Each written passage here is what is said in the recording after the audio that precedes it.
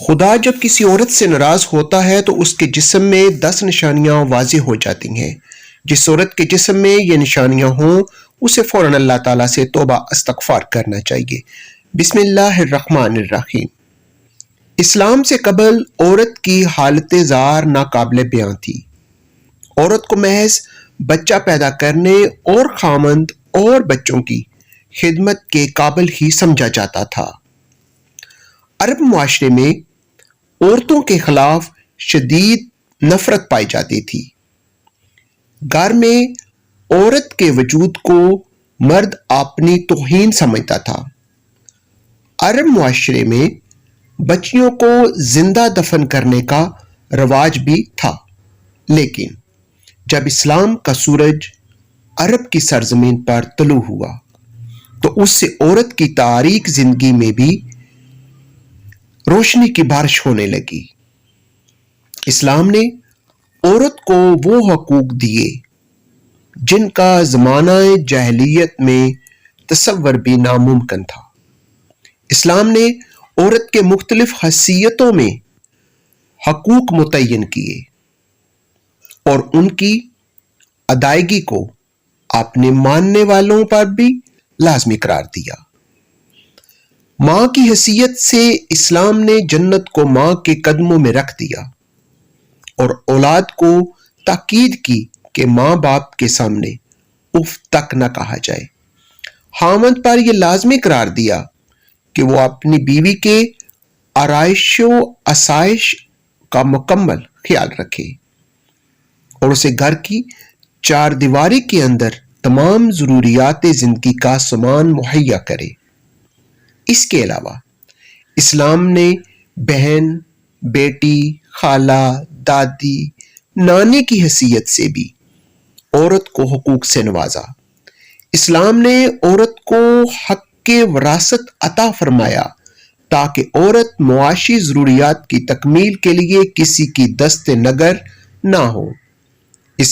اسماعیل بن مسلم نے حضرت امام جعفر صادق علیہ السلام نے انہوں نے اپنے پدر بزرگوار علیہ السلام سے انہوں نے اپنے آبائے کرام علیہ السلام سے روایت کی ہے کہ رسول اللہ صلی اللہ علیہ وآلہ وسلم نے ارشاد فرمایا کہ میری امت میں سب سے افضل عورت وہ ہے جس کا چہرہ سب سے پیارا اور خوبصورت اور اس کا مہر سب سے کم ہوگا۔ اسلام نے عورت کو اعلیٰ مقام عطا کیا۔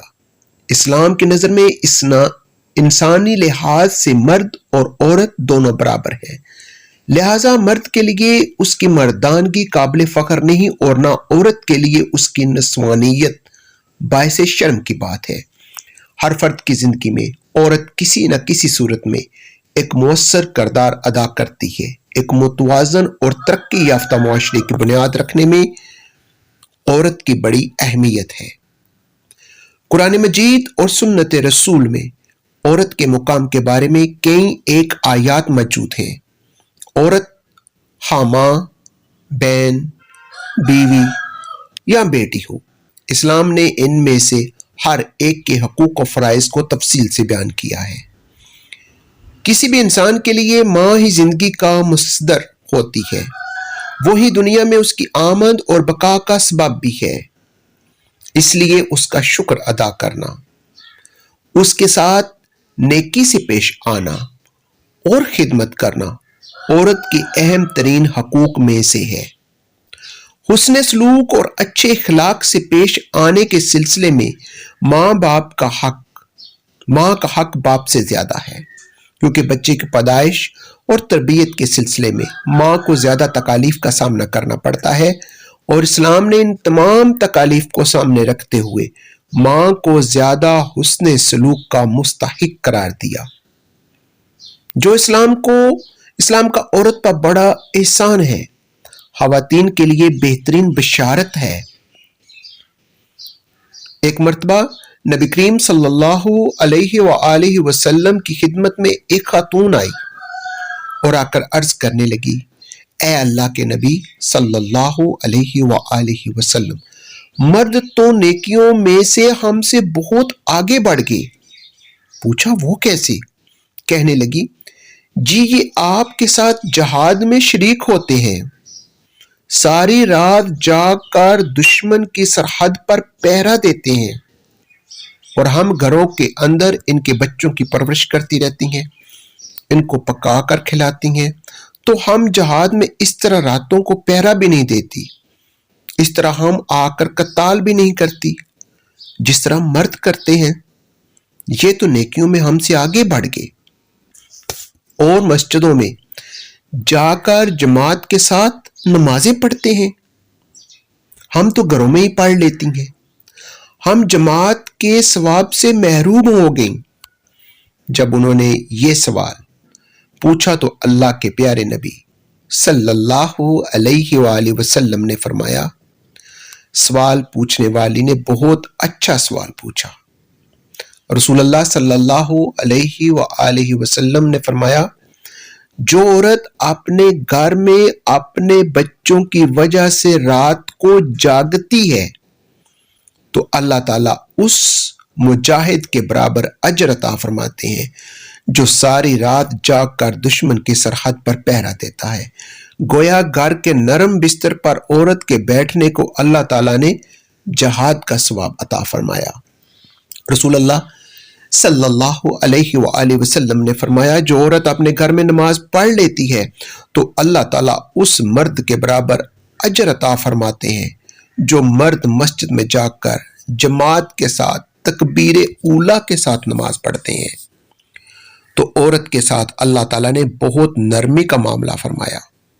شریعت کا یہ حکم ہے کہ اگر بیٹی پیدا ہوتی ہے تو اللہ تعالیٰ نے رحمت کا دروازہ کھول دیا، تو باپ کے لیے یہ رحمت بن گئی کہ ان کا باپ جنت میں اللہ کے پیارے نبی کریم صلی اللہ علیہ وآلہ وسلم کے اتنے قریب ہوگا جیسے ہاتھ کی دو انگلیاں ایک دوسرے کے قریب ہوتی ہیں۔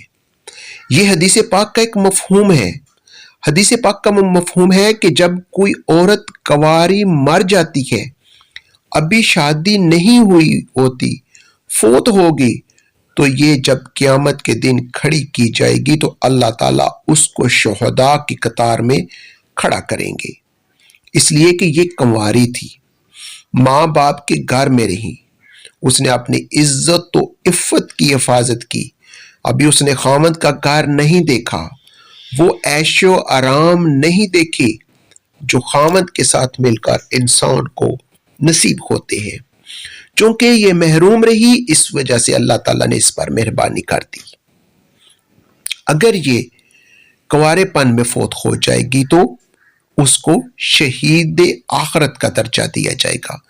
دنیا میں تو شہید کہیں نہیں کہیں گے، مگر قیامت کے دن اللہ تعالیٰ شہیدوں کی قطار میں اس کو کھڑا کر دیں گے۔ جب بچی کی شادی ہوتی ہے اور اب یہ اپنے خامند کی فرما برداری کرتی ہے اور ساتھ ہی اللہ تعالیٰ کی عبادت بھی کرتی ہے، تو فقہاء نے مسئلہ لکھا ہے کہ کنواری عورت ایک نماز پڑھے گی تو ایک نماز کا ثواب ملے گا، شادی شدہ ہونے کے بعد نماز پڑھے گی تو 21 نمازوں کا ثواب ملے گا، کیونکہ اب اس پر 2 خدمتیں ضروری ہو گئیں، ایک خاوند کی خدمت اور دوسری اللہ تعالیٰ کی عبادت، تو 2 بوجھ پڑ گئے۔ جب خاوند کی خدمت کرتے ہوئے اللہ کی عبادت کرے گی تو اللہ تعالیٰ اس کے اجر و ثواب کو بڑھا دیں گے۔ نماز ایک پڑھی 21 نمازوں کا ثواب پا گئی۔ اللہ تعالیٰ نے یوں اس کے ساتھ نرمی اور فرما برداری اور مہربانی فرما دی۔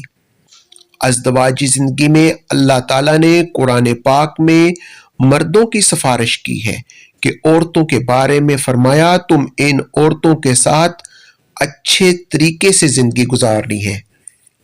آج کسی کی سفارش اس کی بہن کرتی ہے، کسی کی سفارش اس کی ماں کرتی ہے، کسی کی سفارش اس کی خالہ کرتی ہے، کسی کی سفارش اس کی پھپھو بھی کرتی ہے، عزیز و اقارب بھی کرتے ہیں، لیکن عورتوں کی سفارش اللہ رب العزت نے خود قرآن پاک میں فرمایا کہ اے مردو، تم نے عورتوں کے ساتھ اچھے اخلاق اور اچھے انداز کے ساتھ زندگی بسر کرنی ہے۔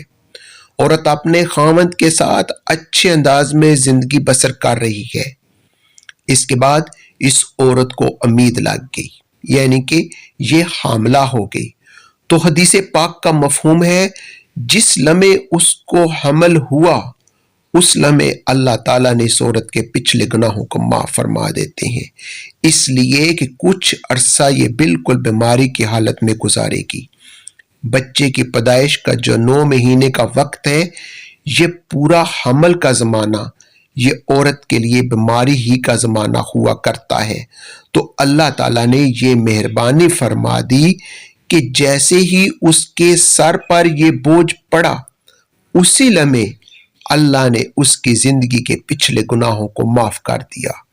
عورت اب اپنے بچے کو پیٹ میں لیے ہوئے پھر رہی ہے اور گھر کا کام کاج بھی کر رہی ہے، اور تھکن کی وجہ سے اس کی زبان سے کراہنے کی آواز نکلتی ہے، تو حدیث میں آتا ہے اس کی زبان سے تو ہوں ہوں کی آواز نکلے گی، لیکن اللہ پاک فرشتوں کو فرما دیتے ہیں یہ میری بندی ایک بڑا بوجھ اپنے سر پر اٹھائے ہوئے ہے اور اس بوجھ سے وہ عہدہ برا ہو رہی ہے، اس لیے تکلیف سے اس کی زبان سے آواز نکل رہی ہے۔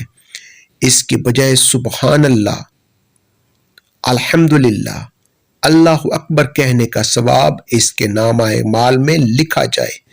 زبان سے تو ہوں نکلے گا، مگر نامہ اعمال میں سبحان اللہ، الحمدللہ، اللہ اکبر کہنے کا اجر ملے گا۔ جب بچے کی پیدائش کا وقت قریب ہوا تو درد محسوس ہو رہی تھی۔ وہ دردیں ایسی ہوتی ہیں کہ لگیں پھر ٹھہر گئیں، پھر لگیں پھر ٹھہر گئیں۔ حدیث پاک میں آتا ہے کہ ہر دفعہ عورت کو درد محسوس ہوتی ہے، اللہ تعالیٰ اس کو ایک عربی نسل غلام آزاد کرنے کا ثواب عطا فرما دیتے ہیں۔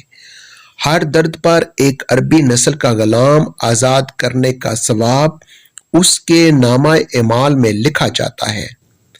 جبکہ دوسری حدیث میں آتا ہے کہ جس نے کسی ایک غلام کو آزاد کیا، اللہ تعالیٰ اس کو جہنم سے بری فرما دیتے ہیں۔ اب دیکھیے عورت کے ساتھ نرمی کا معاملہ کیا گیا کہ ہر درد پر اٹھنے پر ایک عربی نسل کا غلام آزاد کرنے کا ثواب لکھا گیا۔ اگر بچہ کی پیدائش کے دوران یہ عورت فوت ہو گئی تو حدیث پاک میں آتا ہے یہ عورت شہید مری، قیامت کے دن اس کو شہیدوں کی قطار میں کھڑا کیا جائے گا۔ اگر بچہ صحیح پیدا ہو گیا تو زچہ بچہ خیریت سے ہے۔ تو اب حدیث پاک کا مفہوم ہے کہ اللہ تعالیٰ ایک فرشتے کو حکم دیتے ہیں جو اس عورت کو آ کر کہتا ہے کہ اے ماں، اب تو فارغ ہو چکی ہے، تجھے گناہوں سے پاک کر دیا گیا ہے، جیسے تو اس دن پاک تھی جب تو اپنی ماں کے پیٹ سے پیدا ہوئی تھی۔ دیکھا، اگر اس نے اپنے بچے کی خاطر یہ تکلیف اٹھائی، واضح حمل کی، تو اللہ تعالیٰ نے ان کو کتنا بڑا اجر دیا۔ اس کے پچھلے گناہوں کو اس طرح دھو دیا جس طرح وہ اپنی ماں کے پیٹ سے پیدا ہوئی تھی۔ وہ اس دن معصوم تھی۔ اللہ اکبر۔ جب ماں اپنے بچے کی اچھی تربیت کرتی ہے، اس کو اللہ اللہ کا لفظ سکھاتی ہے، تو حدیث پاک کا مفہوم ہے کہ جو بچہ اپنی زندگی سے پہلے اپنی زبان سے اللہ کا لفظ نکالتا ہے تو اللہ تعالیٰ ماں باپ کے پچھلے گناہوں کو معاف فرما دیتے ہیں۔ عورت یعنی ماں نے بچے کو قرآن پڑھنے کے لیے بھیجا، حتیٰ کہ وہ بچہ قرآن پاک ناظرہ پڑھ گیا، تو جس لمحے وہ ناظرہ قرآن پاک مکمل کرے گا، اللہ تعالیٰ اس ماں باپ کے گناہوں کو معاف فرما دیں گے۔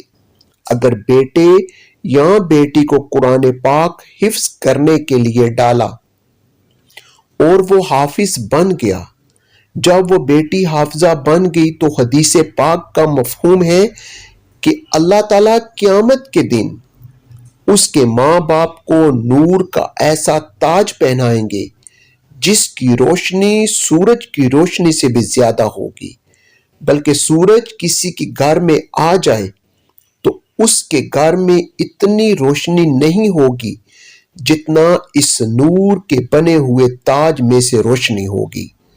لوگ حیران ہوں گے، پوچھیں گے یہ کون ہے؟ ان کو کہا جائے گا یہ تو انبیاء بھی نہیں، شہداء بھی نہیں، بلکہ یہ وہ خوش نصیب والدین ہیں جنہوں نے اپنے بیٹے یا بیٹی کو قرآن پاک حفظ کرایا تھا۔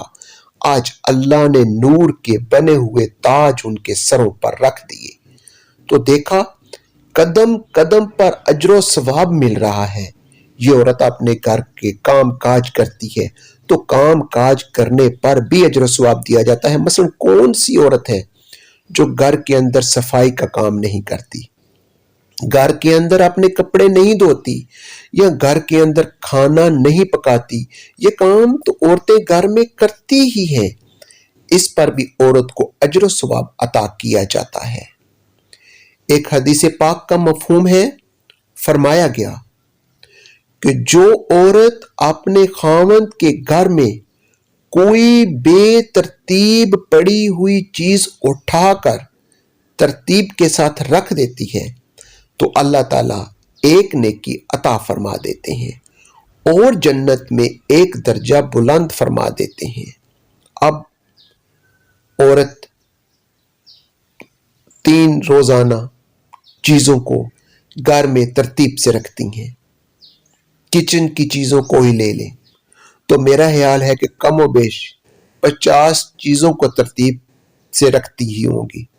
تو وہ کون سی بیٹی ہوگی جس کی شادی ہو اور واپس اپنے ماں باپ کو ملنے کے لیے نہ آئے؟ سبھی بیٹیاں آتی ہیں، سبھی بچیاں آتی ہیں، مگر نیت کیا ہوتی ہے؟ جی بس میں امی سے ملنے جا رہی ہوں۔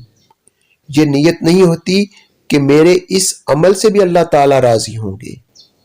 حدیث پاک میں آتا ہے جس کا مفہوم ہے کہ جس بچی کی شادی ہو جائے اور وہ اپنے ماں باپ کی زیارت کی نیت لے کر اپنے ماں باپ سے ملنے جا رہی ہو اور شوہر سے اجازت لے کر جائے اور دل میں یہ ہو کہ اس عمل سے اللہ راضی ہوگا، تو اللہ تعالیٰ ہر قدم پر اس کو 100 نیکیاں عطا فرما دیتے ہیں، 100 گناہ معاف فرما دیتے ہیں اور جنت میں 100 درجات بلند کر دیتے ہیں۔ اب بتائیے، ایک عورت، ایک بیٹی جو اپنے ماں باپ کی زیارت کے لیے اس نیت سے آ رہی ہے کہ اس عمل سے اللہ راضی ہوں گے، حدیث پاک کا مفہوم ہے کہ ہر قدم اٹھانے پر اسے 100 نیکیاں ملیں گی، 100 گناہ معاف ہوں گے اور جنت میں 100 درجے بلند کر دیے جائیں گے۔ حدیث پاک میں آتا ہے کہ اگر بیٹی ماں باپ کے گھر آئی اور ان کے چہرے پر اس نے عقیدت کی نظر ڈالی، محبت کی نظر ڈالی جو ماں باپ کو نصیب ہوتی ہے، تو اللہ تعالیٰ ہر نظر ڈالنے پر اس کو ایک حج یا عمرہ کا ثواب عطا فرمائیں گے۔ صحابہ کرام رضوان اللہ تعالی اجمعین نے پوچھا، اے اللہ کے نبی صلی اللہ علیہ وآلہ وسلم، جو آدمی اپنے ماں باپ کو بار بار محبت اور عقیدت کی نظر سے دیکھے، اللہ کے نبی صلی اللہ علیہ وآلہ وسلم نے فرمایا جتنی بار دیکھیں گے اتنی بار حج یا عمرہ کا ثواب عطا کیا جائے گا۔ یہ باتیں ہمیں معلوم نہیں ہوتی، اس لیے کہ ہم ان کے اجر و ثواب سے محروم رہ جاتے ہیں۔ ناظرین، جب اللہ تعالیٰ کے کسی عورت سے ناراض ہوتا ہے تو پھر اس کے جسم میں کون کون سی نشانیاں واضح ہو جاتی ہیں۔ نیک اعمال ایک مسلمان کا اس کا راس العمال ہے، انہی کے لیے وہ پیدا ہوا، انہی کا حساب ہوگا اور انہی پر اس کی دنیا کی پاکیزہ زندگی اور آخرت میں جنت کی زندگی کا دار و مدار ہے۔ اللہ اور رسول اللہ صلی اللہ علیہ وآلہ وسلم نے نیک اعمال کی طرف رغبت دلائی۔ اس کے ساتھ ہی اللہ تبارک و تعالیٰ اپنے بندوں کو نیک اعمال قبول کرنے اور اس پر دنیا اور آخرت میں بہترین اجر و ثواب دینے کا وعدہ فرمایا ہے۔ فرمان الہی ہے، اور جو بھی نیک کام کرے گا چاہے وہ مرد ہو یا عورت، بشرط کہ وہ صاحب ایمان بھی ہو، ان سب کو جنت میں داخل کیا جائے گا اور کھجور کی گٹھلی کی شگاف کے برابر بھی ان کا حق نہ مارا جائے گا۔ سورہ نساء بس ثابت ہوا کہ اللہ سبحانہ وتعالی کسی مسلمان مرد یا عورت کا چھوٹے سے چھوٹا عمل بھی ضائع نہ ہونے دے گا۔ ناظرین، اب بات کرتے ہیں نیکی کے کاموں کی جانب رغبت اور شوق کا ہونا بھی دراصل اللہ تبارک و تعالیٰ کی ہی ایک بہت بڑی رحمت اور سعادت ہے۔ اللہ تبارک و تعالیٰ نیکی کی ہدایت ہر انسان کو نہیں دیتا، جیسا کہ اللہ تعالیٰ قرآن پاک میں 10 مختلف جگہوں پر ارشاد فرماتا ہے کہ اللہ جسے چاہے ہدایت دیتا ہے اور جسے چاہے گمراہوں میں شامل کر دیتا ہے، اور جب اللہ تبارک و تعالیٰ کسی کو گمراہ کرتا ہے تو پھر اس کا ٹھکانہ ہمیشہ ہمیشہ کے لیے جہنم کی آگ ہے۔ معلوم ہوا کہ گمراہی سے حفاظت اور نیکی کی جانب رغبت یہ سب اللہ ہی کی جانب سے ہے، لیکن جو لوگ ہدایت کے طلبگار ہوں، ہاں وہ کوئی مرد ہو یا عورت، اللہ تبارک و تعالیٰ اسے نیکی اور ہدایت کے راستے پر ضرور چلاتا ہے۔ ناظرین، اس ویڈیو میں بات کریں گے ان عورتوں کے بارے میں کہ جن کو اللہ سبحانہ وتعالی ہدایت نہیں فرماتا اور انہیں گمراہی کی دلدل میں ڈال دیتا ہے، اور پھر جب یہ عورتیں گمراہی کی دلدل میں دنس جاتی ہیں تو اکثر اوقات ان کے جسم میں 10 نشانیاں واضح ہو جاتی ہیں۔ یہ ضروری نہیں کہ وہ تمام نشانیاں واضح ہو جائیں، لیکن ان 10 نشانیوں میں سے اگر کسی عورت کے اندر کوئی ایک نشانی بھی ظاہر ہو جائے تو یہ بات سمجھ لیں، یہ عورت اللہ تعالیٰ کے ناراضگی کے موجب ہے اور اللہ اس عورت سے ناراض ہے، اور اسی ناراضگی کے سبب اللہ تعالیٰ اس عورت کو ہدایت کے راستے پر چلنے کی توفیق عطا نہیں کی۔ لہٰذا جب بھی کسی عورت میں ان 10 میں سے کوئی ایک بھی نشانی دیکھیں تو اسے یہ بات ضرور سمجھائیں کہ تمہاری فلاں عادت اللہ کی ناراضگی کا سبب ہے، تاکہ وہ جس قدر جلد ممکن ہو سکے اللہ سے توبہ استغفار کر کے اپنی اس عادت سے چھٹکارا پا سکے۔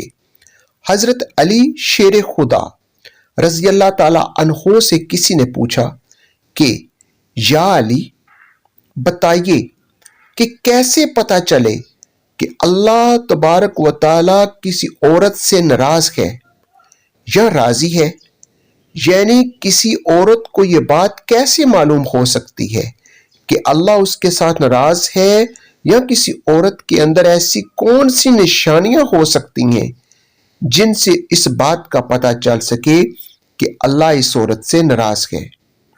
حضرت علی رضی اللہ تعالی عنہ نے فرمایا، اے شخص، جب اللہ کسی عورت سے ناراض ہوتا ہے تو سب سے پہلے اس عورت سے اپنی عبادت کی توفیق اور عبادات میں لطف و سرور چھین لیتا ہے، پھر اس کے اندر 10 نشانیاں ایسی ظاہر ہوتی ہیں جو اللہ کی ناراضگی کا سبب بنتی ہیں۔ حضرت علی رضی اللہ تعالی عنہ نے ارشاد فرمایا، اے شخص، جس عورت میں اس قسم کی نشانیاں ہوتی ہیں وہ اس دنیا کی سب سے بد نصیب اور بری عورت ہوتی ہے، اور ایسی عورت کو اللہ تعالیٰ پسند نہیں فرماتا۔ ناظرین، حضرت علی رضی اللہ تعالیٰ عنہ نے فرمایا کہ ایسی عورت جو اپنے بالوں کو کھلا رکھتی ہے، یعنی ایسی عورت جو اپنے بالوں کو ڈھک کر نہیں رکھتی اور غیر مردوں کو دکھاتی ہے، تو ایسی عورت کو اللہ تعالیٰ پسند نہیں فرماتا۔ نمبر 2، ایسی عورت جو اپنے آپ کو سب سے زیادہ عقل مند سمجھتی ہیں، یعنی کسی بڑے اور بزرگ کی بات کو اہمیت نہیں دیتی، بلکہ ہمیشہ وہی کچھ کرتی ہے جو اس کی اپنی مرضی ہو۔ نمبر 3، ایسی عورت جو زیادہ بولتی ہے، یا یوں کہہ لیں کہ جب بولنا شروع کرتی ہے تو پھر دوسروں کو بولنے کا موقع ہی نہیں دیتی، تو ایسی عورت سے اللہ تعالیٰ نفرت کا اظہار فرماتا ہے، اور یقیناً اس کی یہ عادت ایک بری عادت ہے۔ نمبر 4، ایسی عورت جو ہر وقت اپنے کمرے میں لیٹی رہے اور سوئی رہے، اور جو زیادہ سوتی ہے، یعنی جس پر ہر وقت نیند کا غلبہ چھا رہا ہے، تو ایسی عورت بھی اللہ کو پسند نہیں۔ نمبر 5، ایسی عورت جو چیخ چیخ کر بولتی ہے، یعنی ایسی عورت جو اپنے شوہر سے اونچی آواز میں بولتی ہے، تو ایسی عورت کو بھی اللہ تعالیٰ پسند نہیں فرماتا۔ نمبر 6، چھٹی نشانی کافی خطرناک ہے، اور اللہ کے ناپسندیدہ عورتوں کے اس نشانی کے سبب آج پورا اسلامی معاشرہ زوال اور تنزلی کا شکار ہو چکا ہے۔ جہنمی عورتوں کی اس نشانی کے سبب لوگوں کے گھر اجڑ جاتے ہیں اور معاشرے میں خطرناک بگاڑ پیدا ہوتا ہے۔ ایسی عورتیں نہ صرف خود جہنم کا ایندھن بنتی ہیں، بلکہ اپنے ساتھ ساتھ معاشرے کے بہت سے لوگوں کو بھی جہنم کی راہ دکھاتی ہیں۔ ایسی عورت جو باریک لباس زیب تن کرتی ہے، یعنی ایسا لباس جس کے پہننے کے باوجود اس کے جسمانی اعضاء لوگوں کے سامنے واضح ہوتے ہیں، جو خوشبو اور میک اپ لگا کر غیر محرم مردوں کے سامنے اور بازاروں میں مٹکتی پھرتی ہیں، اور جو غیر مردوں کے ساتھ ہنس ہنس کر باتیں کرتی ہیں، تو اللہ تبارک و تعالیٰ ایسی عورتوں سے بے انتہا نفرت اور غصے کا اظہار فرماتا ہے۔ ایسی عورت مردوں کو لبانے اور اپنی طرف مائل کرنے کی پوری کوشش میں لگی رہتی ہیں، اور بعض اوقات تو ایسی عورت دوسری نیک اور پرہیزگار عورتوں کے شوہروں کو اپنے پیچھے لگا لیتی ہیں اور ان کا گھر تک اجاڑ کر رکھ دیتی ہیں۔ نمبر 7، ایسی عورت جو پیٹھ پیچھے برائی کرتی ہیں، یعنی جو اپنے خاندان والوں یا اپنے شوہر کی غیر موجودگی میں دوسری عورتوں کے ساتھ یا مردوں کے ساتھ ان کی برائی کرتی ہیں، تو ایسی عورت کو بھی اللہ تعالیٰ پسند نہیں کرتا۔ نمبر 8، بے پردہ رہنے والی عورت کو بھی اللہ تعالیٰ پسند نہیں فرماتا۔ بعض عورتیں یہ سمجھتی ہیں کہ ان کی بے پردگی کا مقصد کسی دوسرے غیر محرم مرد کو اپنی جانب مائل کرنا نہیں، اور بس وہ اسے ایک شوق سمجھ کر اس عادت میں ملوث ہوتی ہیں۔ لیکن یاد رہے کہ خواہ بے پردگی کا مقصد دوسرے مردوں کو اپنی جانب کرنا ہو یا نہ ہو، لیکن ہر طرح کی بے پردگی دراصل بے حیائی میں شمار ہوتی ہے، اور اللہ تبارک و تعالیٰ نے مسلمان عورتوں کے لیے پردہ لازم کیا ہے۔ نمبر 9، ایسی عورت جو بات بات پر جھوٹ بولتی ہے، دوسروں میں فتنہ و فساد کرواتی ہیں، دوسروں میں لڑائی کروانے کی خاطر غلط بیانی سے کام لیتی ہے، تو ایسی عورت کو بھی اللہ تعالیٰ پسند نہیں فرماتا۔ نمبر 10، ایسی عورت جو اپنے شوہر کی نافرمانی کرتی ہو، بات بات پر اس کا دل دکھاتی ہو، اس کا کہا نہ مانتی ہو، اور خود کو شوہر سے برتر سمجھتی ہو، تو ایسی عورت کو بھی اللہ تعالیٰ پسند نہیں فرماتا۔ اللہ پاک ہمیں بہتر عمل کرنے کی توفیق عطا فرمائے اور ہمیں نیکوکاروں میں شامل کرے، آمین۔ ناظرین، کمنٹ باکس میں اللہ تعالیٰ کے 99 ناموں میں سے ایک نام ضرور ٹائپ کریں۔ شکریہ۔ اللہ حافظ۔